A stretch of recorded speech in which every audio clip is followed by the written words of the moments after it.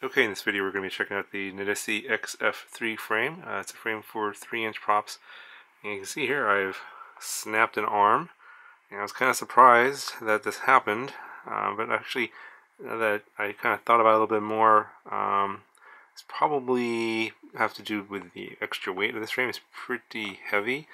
And even though I built it with the parts that they sent me these iFlight RC 1106 6000 kV motors and these Van 3-inch props.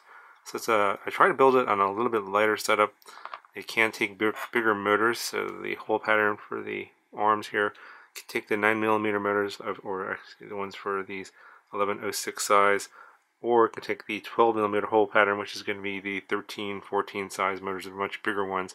But if you happen to get this frame, don't recommend going too big because it does add a lot more weight, and even at this weight, it still snapped an arm. I didn't have it wasn't a really bad crash. I didn't have a death roll into some loose dirt. It wasn't onto concrete or anything. As you can see, there's a little bit of dirt there, and it just snapped the arm clean off. This frame has replaceable arms. I don't know if the arms are purchasable separately, but you can replace an arm if you snap one off. But I mean, at 3mm thick, which is how thick the arms are, and they're 8.5mm wide. A little surprised that they snapped in what I would consider a fairly minor crash. It wasn't from really high up. It wasn't a failsafe or anything like that. And I think it has to do with the weight of the frame.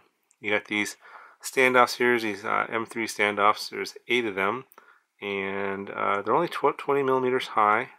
And that is also another issue with this frame, is that because of the way it's constructed and designed and the width of the camera area here, I had a hard time finding the proper camera for this.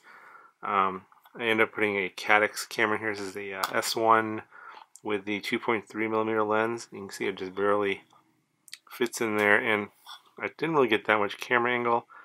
These 3D printed parts aren't included. I tried to use the included carbon side plates, but I couldn't get the camera to fit in here. So that's another issue with this frame.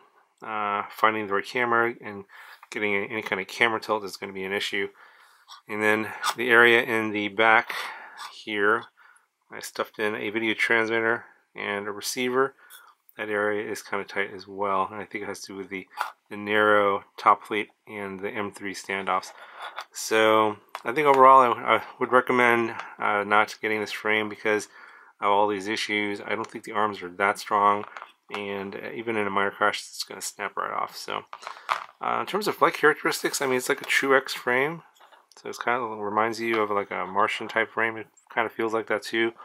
I did only fly it on 3S, on this 3-inch prop on a 6,000 kV motor, so thought it had pretty good power.